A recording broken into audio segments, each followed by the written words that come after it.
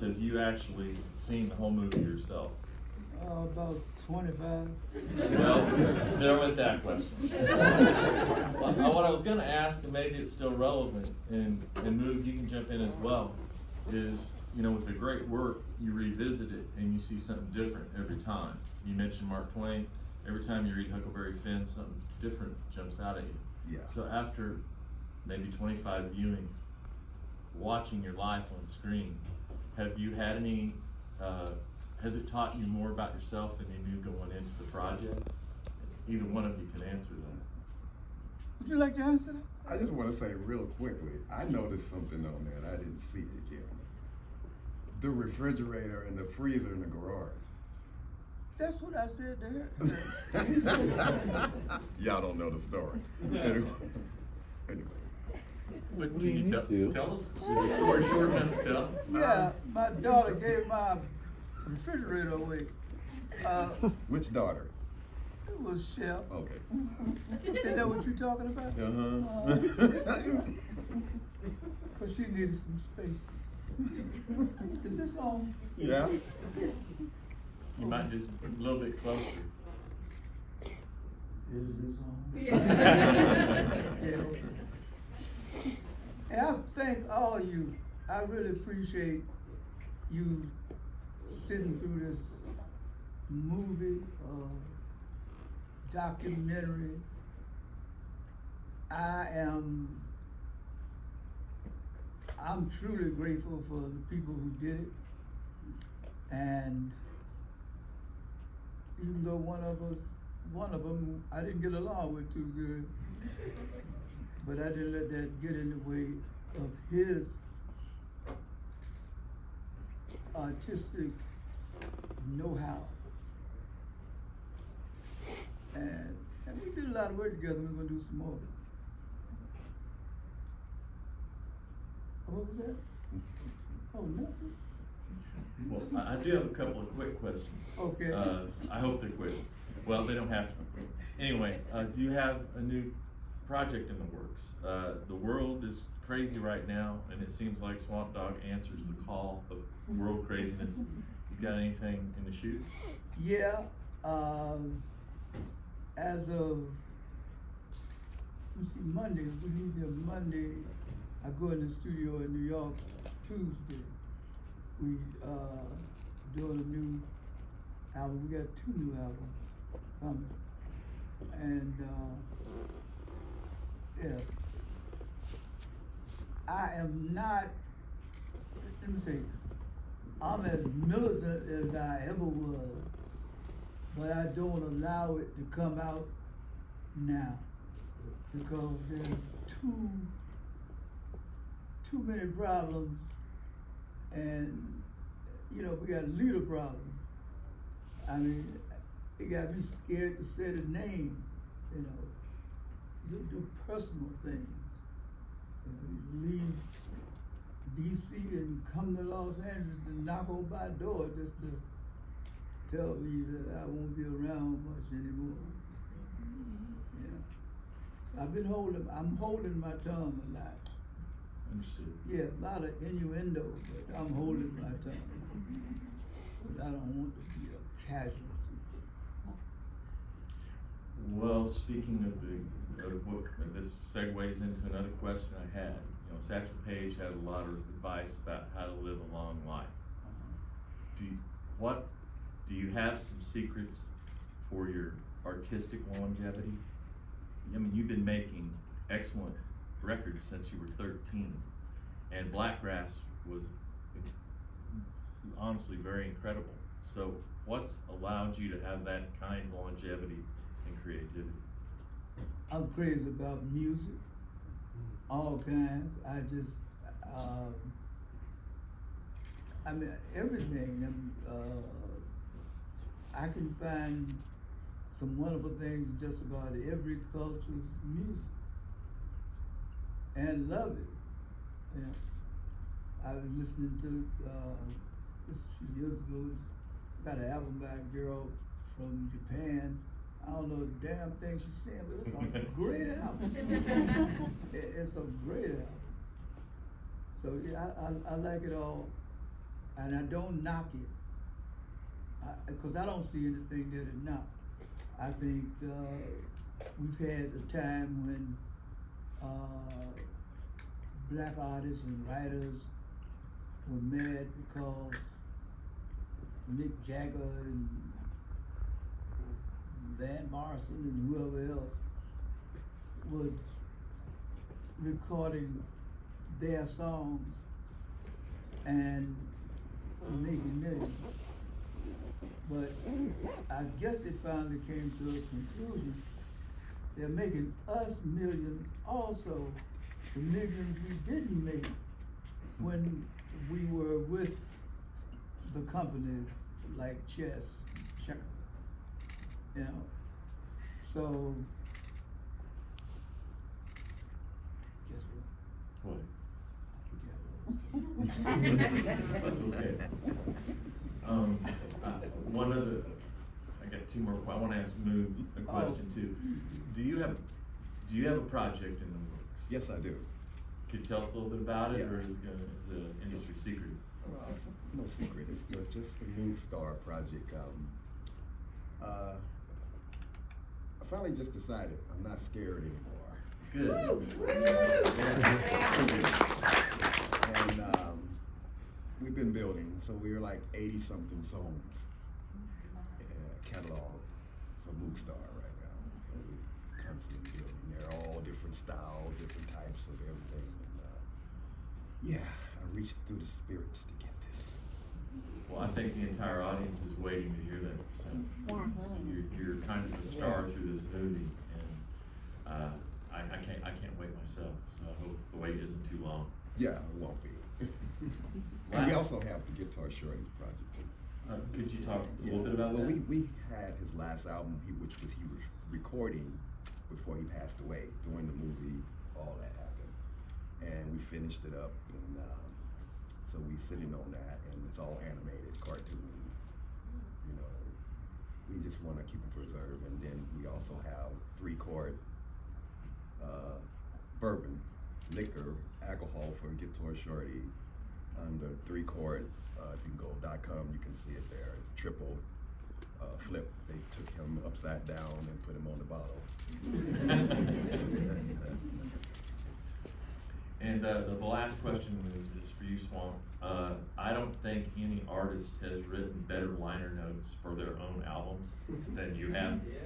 Some people would argue Bob Dylan, but the liner notes you have written are far more entertaining and more deeply wise. Do you have have you had a memoir going? I just feel like if you published a memoir, that sucker would knock it out of the park. You know, only thing about that, there's a book company that wants me to do just that, and I've been holding off because to make it good, I have to use other people's names and so forth. Now, you hear my stomach? It's I heard that. Heard it over here. Or Marigamy. We all have it. But I can't like just tell things. They're funny and they're interesting, but I can't just tell things about people whether they're living or dead, because they got family back here if they're deceased. And I just said, well, that's some money I'll just have to bypass. And I just can't sell out people like that.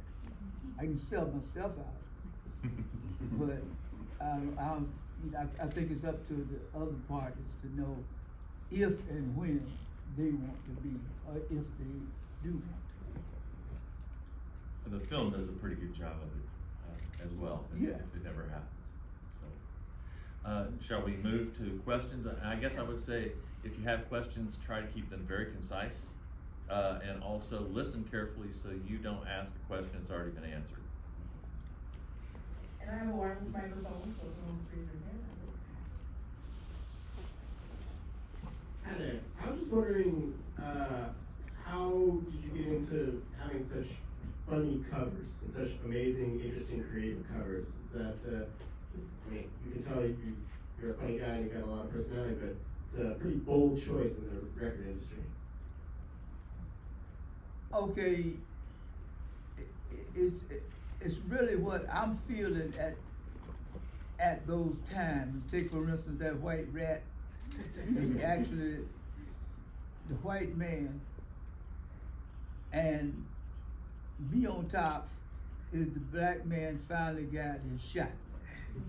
In the meantime, the rat is smiling because he don't believe that the black man's gonna have enough leverage and people behind the scenes to help him stay up there. He's right. And that's how that all came together.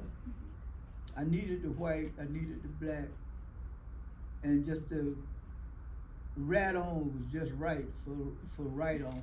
You know? Yeah.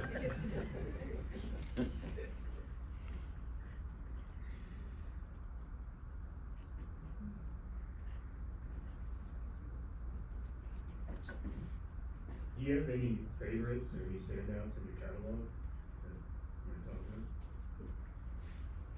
What was that last part you said? Notes? Just any favorites or standouts, and just anything in your catalog that you found striking. You talking about the music? Yes. Yeah, I've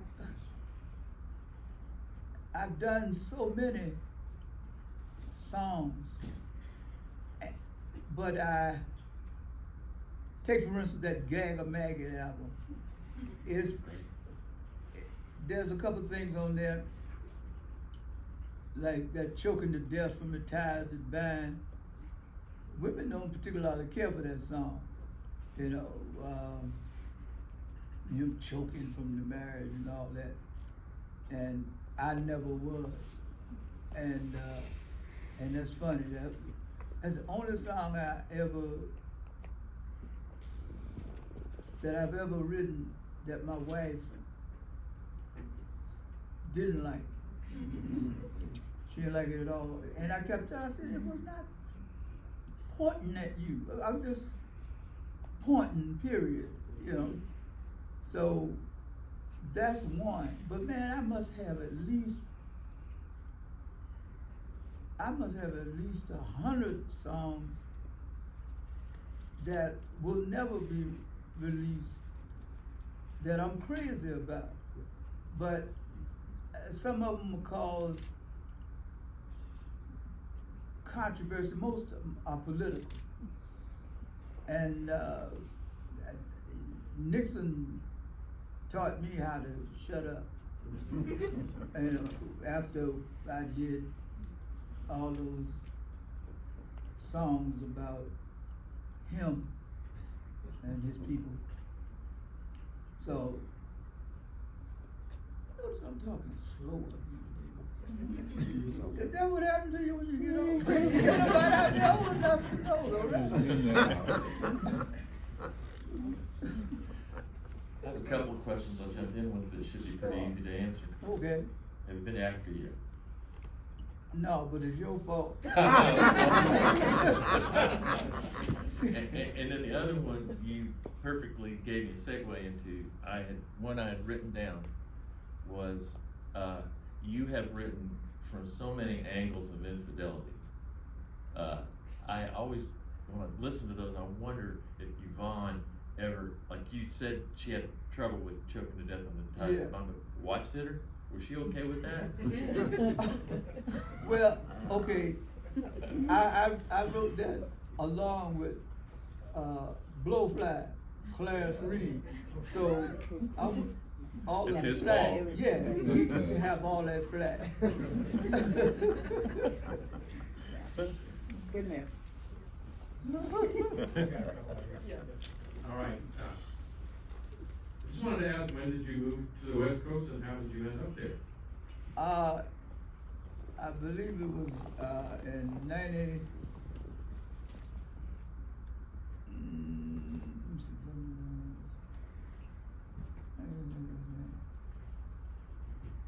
started around 1975. And, no, 1995. No, it wasn't 1995. 1975. Mm. What? You I wasn't here. And you asked me, why did I move? How'd you end up there? Well, Cream Records wanted me to sign with them. And they were in LA. And for some reason, they were crazy about me. They're the ones made Sam Stone a hit. And wait a minute now, bear with me. That's as much as y'all can bear. They said they offered me this phenomenal contract, especially for a guy that wasn't up there, say, with the Sly Stones and all that. I was like midway. And they bought me a house, gave me 2 luxury automobiles, nice 6-figure sum of money. And I didn't know what was that. I figured they were gonna do something to me. So, what? Damn, why are they doing this? I didn't have any counsels. It was just whatever they said. That was fine with me. So, but there was one little thing I could not get. They would not do the deal unless I moved to Los Angeles. And they moved all of my furniture and everything to Los Angeles. Bought me a house before I got here. I'm not in Los Angeles. But anyway. I would move for that.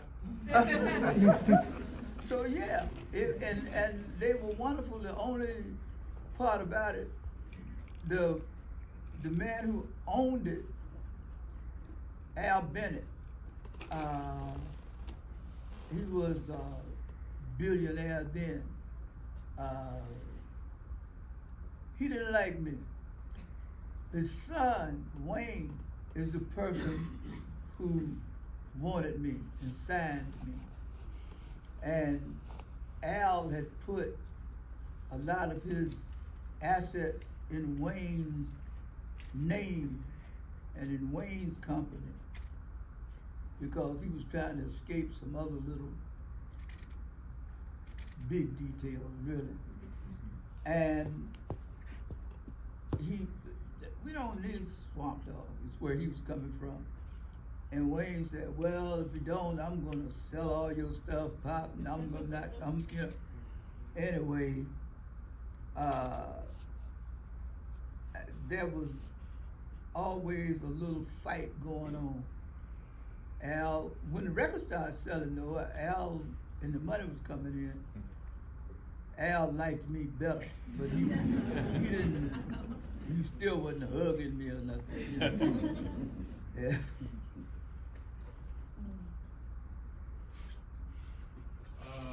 My question is for Mookstar. Can you speak more about the fear and what your journey has been like trying to get through it? Because I think, as an outsider perspective, especially watching the film, we see a very talented, creative individual. And I know for me personally, I think I would feel more fear being that type of person. So being you, can you speak to more of what has helped you navigate that road? The fear, he said, not beer. Because I thought you was talking about alcohol. It helped me a lot because I'm with people who are examples and who was not afraid. And I needed to be around that kind of stuff, you know, and Swamp's not afraid of nothing, so You know, I like that. As far as musically, you just go there. You're not afraid to think of something, be creative or whatever, you know what I mean? And when you go out, he ain't afraid to walk out in the audience, because he will.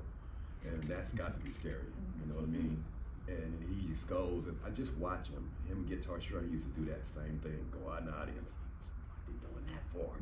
But, you know, I'm starting to see, because they're not afraid and face the people, you know, because when you're looking at people sometimes, you're just like, you know, you get those, all kind of things going through your mind. But I navigated it this way. I channel reversed it now. So when it comes, I just go the opposite way. You know what I mean? And I just stay positive all the time. So like before a show or anything like that, you know, well, don't take your phone with you, because somebody gonna call and say something and it's gonna throw you off. And again, you know, what we're here for again, because music is healing. And we have to stay focused. We don't want to be playing music and you going through some craziness, because you got to remember, it's spiritually, and what you're playing or singing goes into people. So you don't want to be going through all that kind of stuff. Yeah, I hope that might help you a little bit.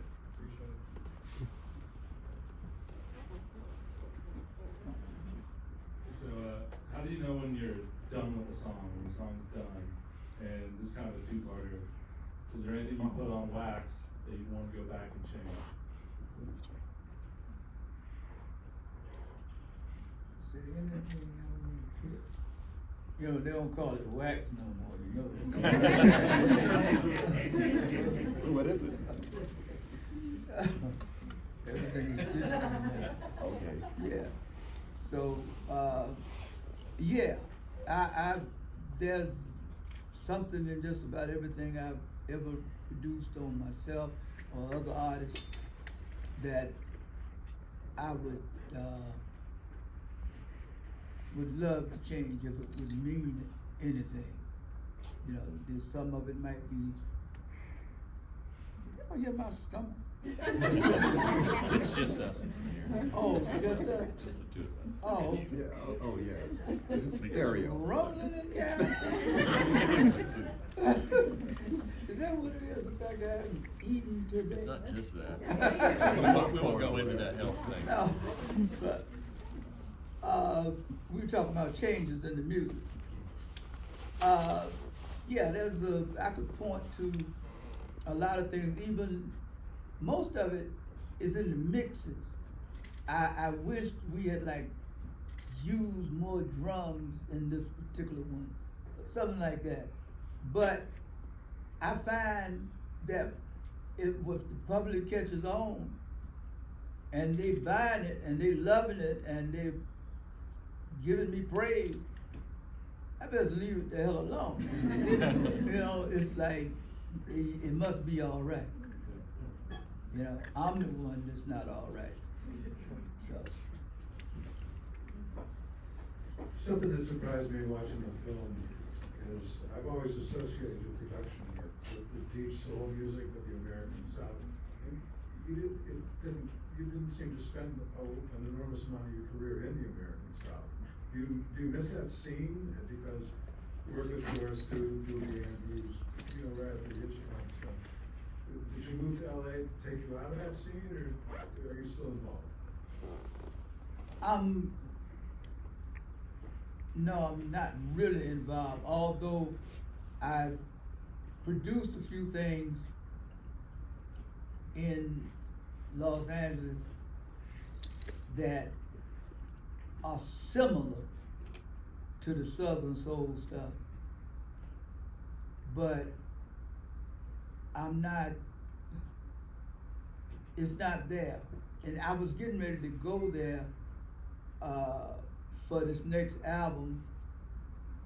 But I come to find out, what happens is I done outlived my crew. You know, we talked all the time together about what we should do, what we're gonna do.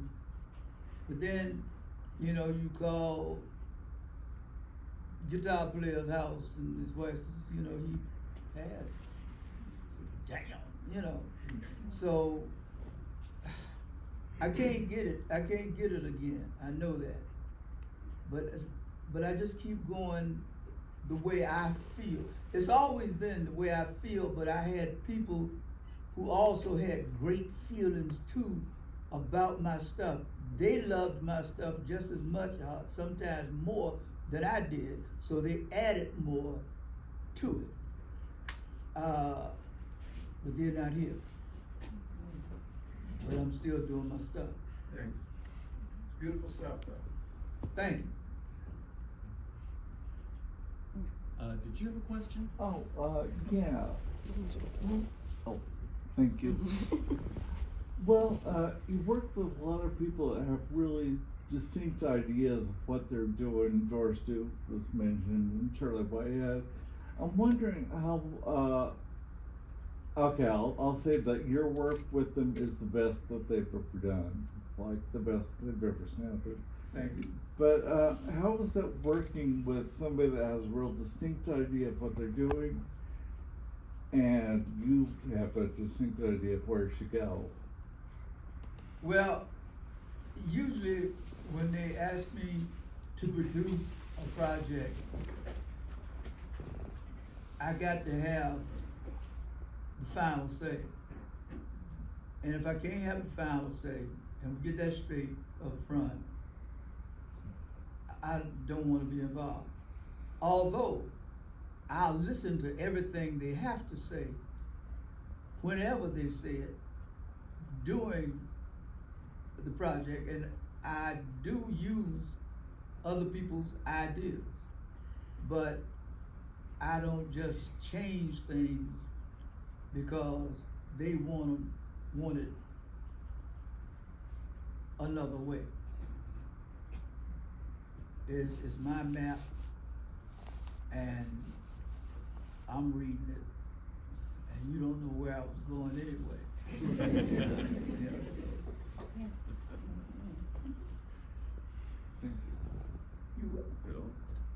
so. Thank you very much for coming.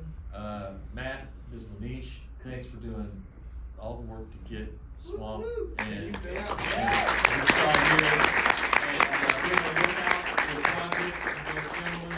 And the cookbook. And yeah, is there merch? Is there merch anywhere available? Yeah. Good, I'm I gonna mean, do not it. here. But it might be. Oh, at the show. Huh? Yeah, if you don't know, 7 o'clock tonight, Cafe Berlin. Opener is Western Grip. Western Grip and Swamp and Swamp's Moonstar on at 8. will be. I said Swamp's on at 8, Western at 7:30. Yeah, don't miss it. It's gonna be great. Yeah. Gentlemen, thank you so much.